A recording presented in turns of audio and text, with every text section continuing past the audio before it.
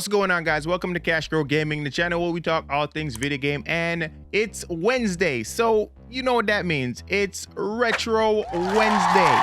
Now, like I mentioned before, this is where I break down the history of a video game in 10 minutes or less every Wednesday, and then live stream said game on Twitch. So if you like retro games and you want to revel in the history of some of your favorite games, subscribe and hit that notification bell if you haven't already, and follow me on Twitch. Links will be in the description. So in our inaugural episode, we're talking about the history of Metroid, which is till this day one of my favorites. I think Samus is a kick-ass character. But enough of that, let's just jump into the video. But before we do, cue that intro.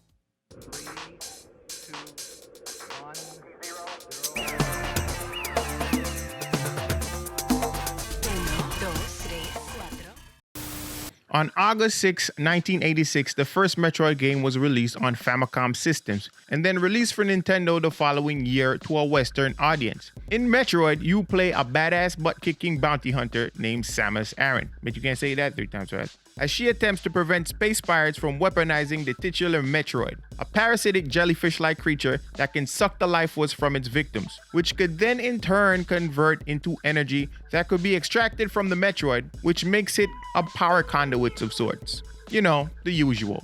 At the time, this game was not your average action-adventure game, and not just for having a strong female protagonist. Why? Well, for starters, Metroid is famous for being a non-linear game, and you could actually beat the game without collecting all the items. As a matter of fact, this game is, spoiler alert, the Metroid in the term Metroidvania.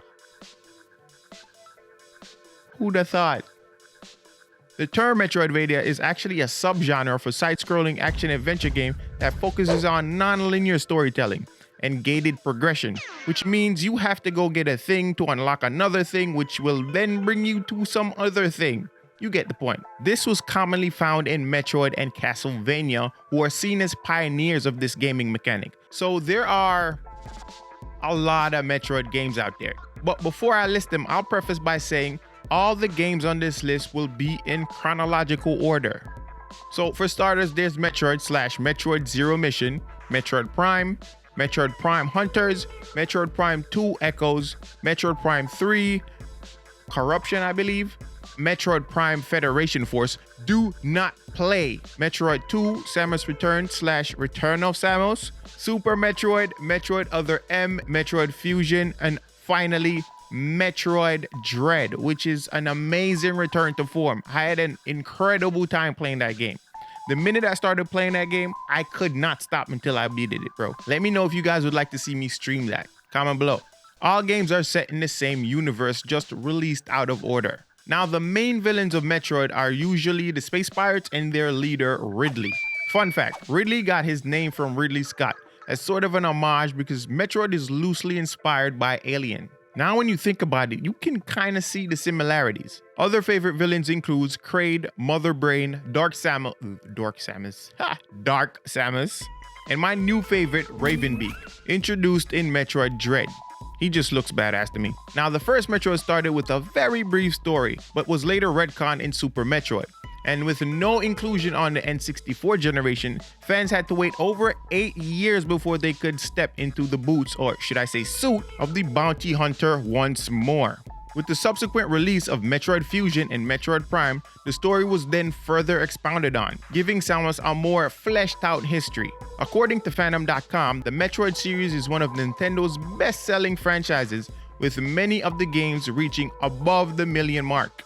Collectively, they've sold approximately 14 to 16 million, and the franchise is still going strong, with fans praising the latest installment, Metroid Dread.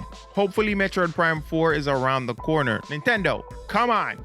Now that's it for Retro Wednesdays. Let me know if you guys like this video by clicking the thumbs up. Also, if you have feedback for me on this video, leave a comment below.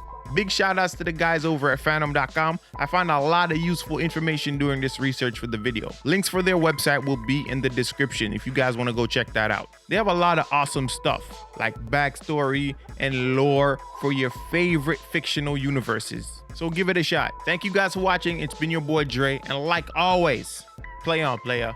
Peace.